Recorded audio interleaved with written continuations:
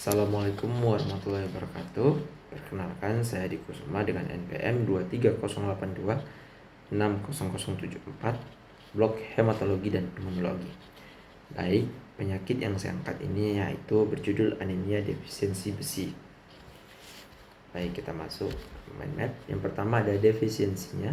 Definisi dari anemia defisiensi besi yaitu kondisi di mana tubuh kekurangan zat besi yang cukup untuk memproduksi hemoglobin dalam sel darah merah. Hemoglobin berfungsi untuk membawa oksigen ke seluruh tubuh. Kekurangan zat besi dapat menyebabkan produksi hemoglobin yang kurang optimal. Kemudian, etiologi dari anemia defisiensi besi. Yang pertama itu kekurangan asupan zat besi. Contohnya itu diet rendah zat besi, terutama pada vegetarian. Kedua, peningkatan kebutuhan zat besi.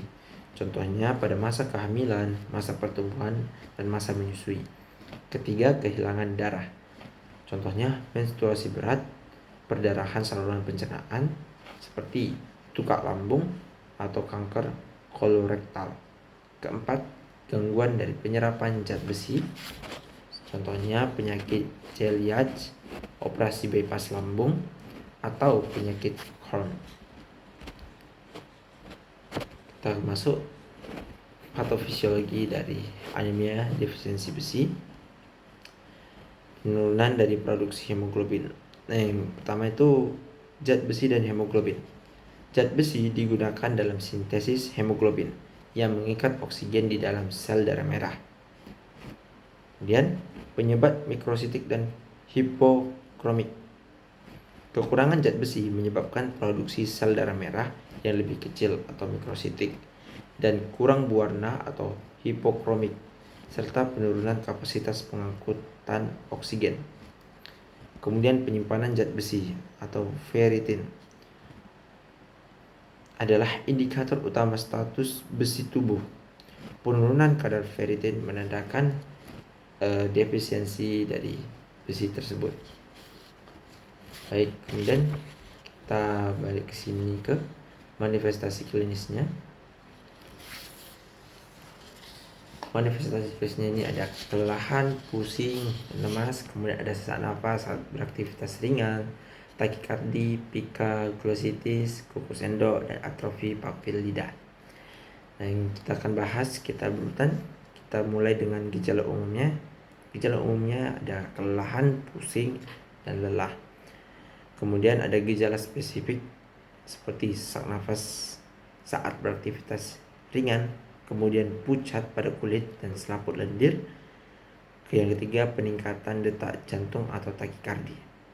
Kemudian ada gejala lain tadi seperti pika tadi. Pika itu adalah keinginan makan benda yang tidak dapat dicerna, seperti tanah atau kapur. Kemudian lidah meradang atau halus, bisa disebut dengan glositis. Kemudian kuku rapuh dan berbentuk sendok. Dan terakhir atrofi papil lidah, ada bercak warna putih di lidah. Nah, kemudian kita masuk ke pemeriksaan penunjang. Di sini ada darah lengkap, profil besi, indeks eritrosit. Nah, pertama kita akan diagnosa terlebih dahulu pasiennya. Kita anamnesis. Yang dicari di situ riwayat diet, kemudian ada perdarahan dan gejala yang dialami pasien. Kemudian untuk pemeriksaan fisiknya itu ada deteksi tanda-tanda anemia seperti pucat dan takikardi. Kemudian untuk pemeriksaan laboratorium tadi seperti darah lengkap, profil besi, dan indeks eritrosit. Nah, di sini hitungannya adalah hitung darah lengkap atau HDL, sel darah merah, mikrositik, dan hipokromik.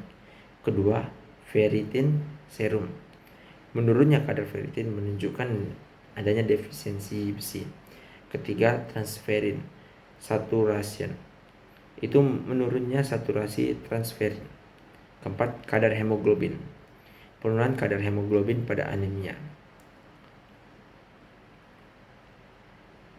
Baik, yang terakhir ada tata laksana dari anemia defisiensi besi. Disebutkan di sini ada modifikasi lifestyle. Kedua, terapi zat besi atau ferrous sulfat. Yang ketiga, diet. makanan yang kaya zat besi. Nah, tata laksananya ada juga suplementasi oral. Seperti yang disebutkan barusan, ada ferrous sulfat dengan dosis 200 mg elemental iron per dosis. Ferrous gluconat atau ferrous fumarate. Suplemen ini harus diminum dalam kondisi perut kosong untuk penyerapan optimal. Kemudian ada terapi intravena. Jika pasien tidak dapat mentoleransi bentuk oral atau memiliki gangguan penyerapan, misalnya sindrom malabsorpsi pasca operasi bariatrik, bentuk seperti iron sucrose atau ferrin carboxymaltosa. Kemudian ada durasi pengobatan. Biasanya terapi diberikan selama 3-6 bulan setelah normalisasi kadar hemoglobin untuk mengisi cadangan besi tubuh. Baik, kemudian ada pengolahan penyebab yang mendasarinya. Nah, penanganan dari pendarahan. Jika anemia disebabkan oleh pendarahan kronis seperti pada tukak peptikum atau pendarahan menstruasi yang berat, maka penanganan medis atau bedah sangat diperlukan. Kemudian diet. Mengkonsumsi makanan tinggi zat besi, contohnya seperti daging merah, sayuran hijau, kacang-kacangan, dan meningkatkan asupan vitamin C untuk meningkatkan penyerapan zat bersatu gangguan pencernaan jika ditemukan untuk mengatasi infeksi parasit. Baik, cukup sekian presentasi yang bisa saya sampaikan.